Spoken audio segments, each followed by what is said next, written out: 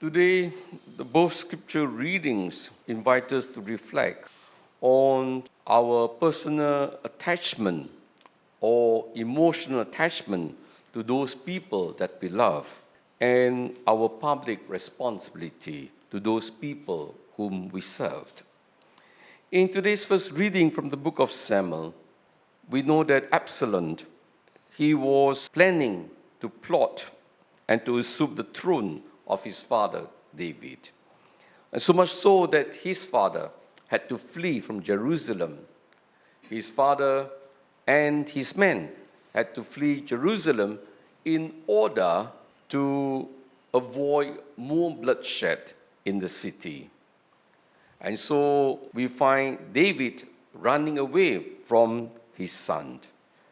Then later on, when they were able to reorganize themselves, we are told that Absalom was unfortunate that he was riding and then he was caught between the branches of a great oak. And before that, it is important to remember that King David told his 3 commanders, whatever happened, please spare my son. Don't let any harm come to him. But here in today's first reading, there was a great occasion. And Joab, one of the 3 commanders, therefore took the opportunity to pierce the heart of Absalom in order to make him pay for his greatest crime of treason. Did he do the right thing or did he do the wrong thing? In the understanding of Joab, that has to be done simply because he had to defend the king. Their lives were at stake. They were almost wiped out by Absalom. And not only they would suffer death with King David, but the whole country would be in disarray. And it would cause even more suffering to the entire nation. So betrayal, treason was a very serious crime. In the eyes of Joab, Absalom cannot be spared. And here we have David, being the father of his son Absalom. We can understand the emotional attachment. Here we see David waiting for the news. And then the Cushite came and said, good news for my lord, the king. And then his first question was, is all well with young Absalom? He was not worried whether they won the battle or not, whether they were able to overcome their enemies, but whether Absalom was well. And so when he was told that Absalom was killed, we are told he went up to the room and burst into tears and cried for his son Absalom. If you were a parent, I suppose we can understand, no matter how bad the child is, he is still your child. But this is where I think the tension arises. When you hold a public appointment, at the same time, the one who has broken the law is your son.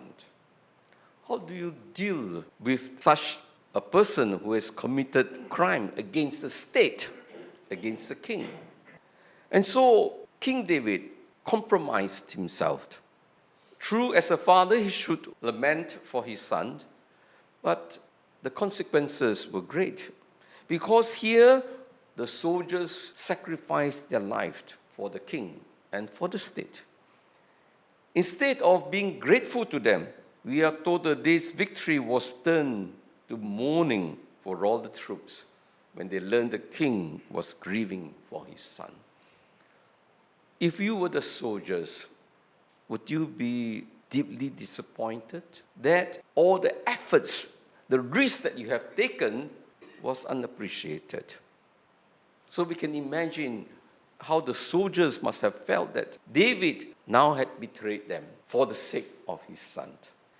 And so in that kind of situation, really, it's an important lesson for us to learn as leaders and for those of us who assume public office. Because we need to distinguish between emotional ties with our loved ones, with our friends, or in the office for that matter. Yes, we are friends in the office, but there are some of us who assume positions in the office.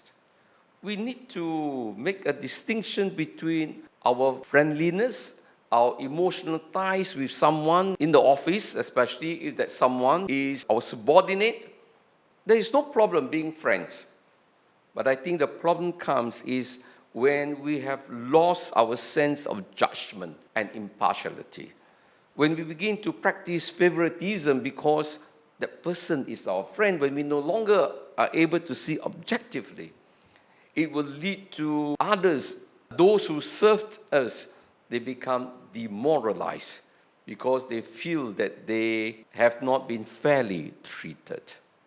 And I think this is the grave responsibility for us as leaders. That's why in some occasions, in some situations, just like if it's a court case and the judge has a personal relationship with the person who is being charged, he needs to recuse himself from the trial because he knows he will not be objective, and even if he were, he would not be seen to be objective.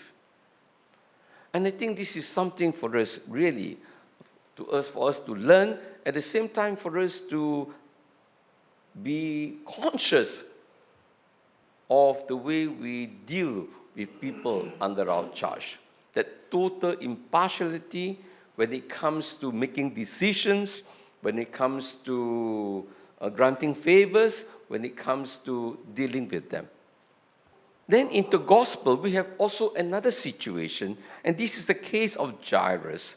Now, Jairus, we know, was a synagogue official, so most likely the president of the synagogue. And then Jairus, again, in a very compromised position. His daughter was very sick and perhaps would die. And so he was desperate. But Jairus knew that Jesus could heal. And he would go to the extent of falling at his feet, that means worshipping him to that extent, and pleaded with him to heal her daughter. Now, he was a synagogue president. He was supposed to represent the synagogue.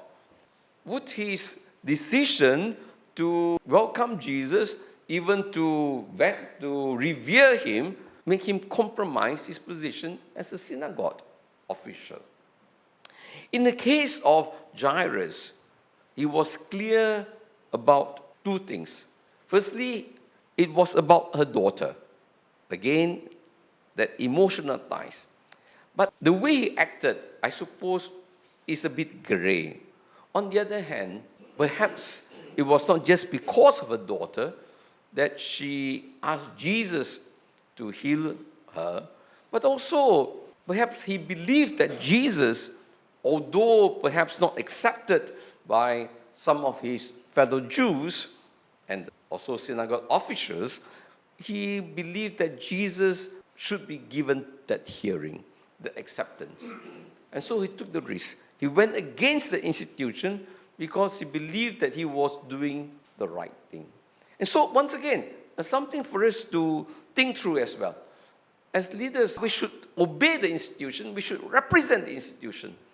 But again, for the sake of integrity, sometimes we need to, so to speak, go against the institution when we feel that the institution is not doing the right thing.